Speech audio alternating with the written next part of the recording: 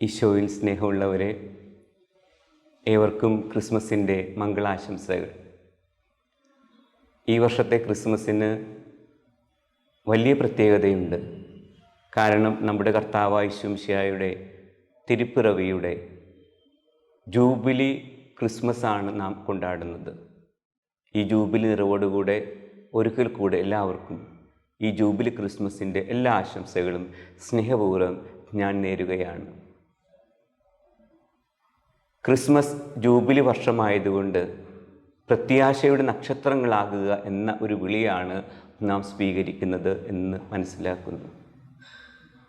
നമുക്കറിയാം, ക്രിസ്മസ് ദിനങ്ങളിൽ നമ്മുടെ ഭവനങ്ങളിലും വീഥികളിലും ദേവാലയങ്ങളിലുമൊക്കെ തൂക്കപ്പെടുന്ന നക്ഷത്രങ്ങൾ വർണ്ണതോരങ്ങളും പ്രകാശശൃംഖലകളും കൊണ്ട് നിറഞ്ഞു നിൽക്കുന്ന ഒരു ക്രിസ്മസ് ആണല്ലോ നമ്മുടെ മനസ്സിലേക്ക് ഓടി വരിക. അതുകൊണ്ട് തന്നെ ക്രിസ്മസ് പ്രകാശത്തിൻ്റെ തിരുനാളാണ്, പ്രകാശമാകുവാനുള്ള തിരുനാളാണ് എന്ന് നമുക്ക് പറയാനായിട്ട് സാധിക്കും. മത്തായിയുടെ സുവിശേഷം 4-ാം അധ്യായം 16-ാം തിരുവചനത്തിൽ നാം ഇപ്രകാരം വായിക്കുന്നു: അന്ധകാരത്തിൽ കഴിഞ്ഞിരുന്ന ഒരു ജനത പ്രകാശം കണ്ടു, മരണത്തിൻ്റെ ഇരുളിൽ വസിച്ചിരുന്നവർക്ക് ഒരു പ്രകാശം ഉദയം ചെയ്തു എന്ന്. വീണ്ടും ലൂക്കായുടെ സുവിശേഷത്തിൽ ലൂക്കാ സുവിശേഷകൻ പഴയ നിയമത്തിലെ ഉദ്ധരണി ഉപയോഗിച്ചുകൊണ്ട് ക്രിസ്മസിനെ തൻ്റെ 1-ാമത്തെ അധ്യായം 76-ാം തിരുവചനത്തിൽ സക്രിയായുടെ വാക്കുകളിലൂടെ ഇപ്രകാരമാണ് പറയുക: മരണത്തിലും ഇരുളിൻ്റെ നിഴലിലുമിരിക്കുന്നവർ പ്രകാശം വീശി, സമാധാനത്തിൻ്റെ പാദങ്ങൾ ചരിക്കുന്നവർക്ക് സുരക്ഷിതമേകുവാനായിട്ട് ഉന്നതത്തിൽ നിന്നുള്ള ഉദയരശ്മിയുടെ സന്ദർശനമാണ് ക്രിസ്മസ് എന്ന്. ഉന്നതത്തിൽ നിന്നുള്ള ആ സ്വർഗീയ ഉദയരശ്മിയുടെ സന്ദർശനമാണ് ക്രിസ്മസ് എന്ന് ലൂക്കാസു വിശേഷകനും അതോടൊപ്പം തന്നെ ഇരുളിൽ വസിക്കുന്നവർക്ക് പ്രകാശമാണെന്ന് മത്തായിയുമൊക്കെ പറയുമ്പോൾ ഇത് ക്രിസ്മസ് എന്നാൽ പ്രകാശത്തിൻ്റെ തിരുനാളാണ്, നക്ഷത്രത്തിൻ്റെ തിരുനാൾ എന്നാണ് അർത്ഥമാക്കുക. ഇപ്രകാരം പ്രകാശത്തിൻ്റെ തിരുനാളാണ് ക്രിസ്മസ് എങ്കിലും എന്തുകൊണ്ടാണ് നമുക്ക് ഈ പ്രകാശത്തിൻ്റെ മക്കളാകാൻ സാധിക്കാതെ പോകുന്നത് എന്ന് ചിന്തിക്കുമ്പോൾ അതിനുള്ള ഉത്തരം വിശുദ്ധ ഗ്രന്ഥം തന്നെ നൽകുന്നുണ്ട്.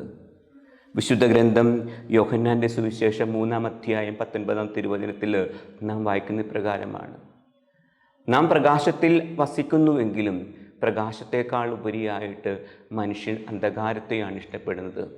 കാരണം അവൻ്റെ വാക്കുകൾ തിന്മ നിറഞ്ഞതാണ്. ഈ തിന്മയുടെ നമ്മുടെ മേലുള്ള ആധിപത്യമാണ് പ്രകാശത്തിൻ്റെ മക്കളായി തീരുവാനായിട്ട് നമുക്ക് തടസ്സമായി നിൽക്കുന്നത്.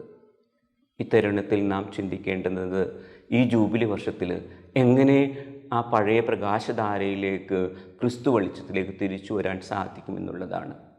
ഈ ക്രിസ്തു വെളിച്ചത്തിലേക്ക് തിരിച്ചു വരണമെങ്കിൽ നാം ആദ്യ ക്രിസ്മസിൽ പങ്കുചേർന്ന പരിശുദ്ധ അമ്മയെപ്പോലെ, വിശുദ്ധ ഔസേപ്പിതാവിനെ പോലെ, ആട്ടിടയന്മാരെ പോലെ, അല്ലെങ്കിൽ ജ്യോതിശാസ്ത്രജ്ഞന്മാരെ പോലെ ക്രിസ്തുവിനായി ഹൃദയം തുറക്കുന്നവരായിട്ട് മാറണം.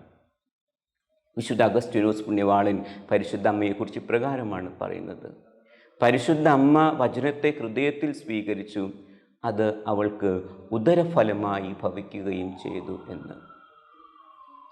പരിശുദ്ധ അമ്മ വചനം ഹൃദയത്തിൽ സ്വീകരിച്ചതുപോലെ നാം ഓരോരുത്തരും നമ്മുടെ ഹൃദയം തിരുവചനത്തിനായി മലക്ക് തുറന്നിടേണ്ടിയിരിക്കുന്നു. വചനത്തെ 2 രീതിയിൽ സ്വീകരിക്കാൻ സാധിക്കുമെന്ന് നമുക്ക് മനസ്സിലാക്കാൻ കഴിയും. ഒന്നാമത്തേത് ബുദ്ധി കൊണ്ട് അല്ലെങ്കിൽ മനസ്സുകൊണ്ട്, രണ്ടാമത്തേത് ഹൃദയം കൊണ്ട്. ബുദ്ധി കൊണ്ട് മനസ്സിലാക്കുന്ന വ്യക്തി വചനം വായിച്ച് അതിൽ നിന്ന് അറിവ് നേടുന്നു. എന്നാൽ സാവധാനത്തിൽ ആ വചനം അവനിൽ നിന്നും മറഞ്ഞു പോകുന്നു. എന്നാൽ ഹൃദയം കൊണ്ട് സ്വീകരിക്കുന്നവനോ അവൻ്റെ ആവർത്തിച്ചുള്ള മനനത്തിലൂടെ അത് അവൻ്റെ അന്തരംഗത്തിലേക്ക് ഇറങ്ങി അത് പ്രവൃത്തിയിലേക്കും സാക്ഷ്യത്തിലേക്കും വളരുന്നു. ഈ തരുണത്തിൽ ക്രിക്കറ്റിൻ്റെ ഇതിഹാസമായി മാറിയ ജമീമ എന്ന പെൺകുട്ടിയെ ഓർക്കുകയാണ്. അവളുടെ ക്രിക്കറ്റിൻ്റെ നിർണായകമായ നിമിഷത്തിൽ സെമി ഫൈനൽ ടെൻഷനുള്ള അവസരത്തിൽ അവൾ പുറപ്പാട് പുസ്തകം 14-ാം അധ്യായം 14-ാം തിരുവചനം മനസ്സിലോർത്തു: ശാന്തമായിരിക്കുക, കർത്താവ് നിനക്ക് വേണ്ടി യുദ്ധം ചെയ്യുമെന്ന്.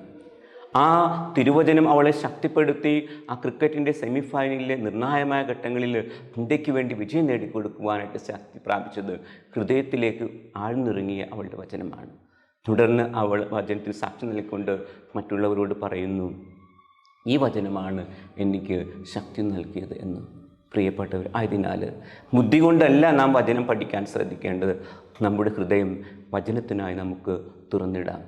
അലക്സാണ്ടർ പോപ്പിൻ്റെ അതിമനോഹരമായിട്ടുള്ള വരികളുണ്ടല്ലോ, 1000 പുൽക്കൂട്ടിൽ ഈശോ പിറന്നാലും നമ്മുടെ ഹൃദയത്തിൽ ഉണ്ണീശോ പിറന്നില്ലെങ്കിൽ ആ ക്രിസ്മസിന് എന്തർത്ഥമെന്ന്. ആയതിനാൽ ഈ ജൂബിലി ക്രിസ്മസ് നമ്മുടെ ഹൃദയത്തിൽ ഈശോ പിറക്കുന്ന ഒരു അനുഭവം പ്രദാനം ചെയ്യട്ടെ എന്ന് ആശംസിക്കുകയാണ്, പ്രാർത്ഥിക്കുകയാണ്. ഏറ്റവും സന്തോഷപൂർവ്വം ക്രിസ്മസിൻ്റെയും അഗതമാകുന്ന നവവത്സരത്തിൻ്റെയും എല്ലാ ആശംസകളും ഹൃദയപൂർവ്വം നിങ്ങൾക്ക് നേരുന്നു.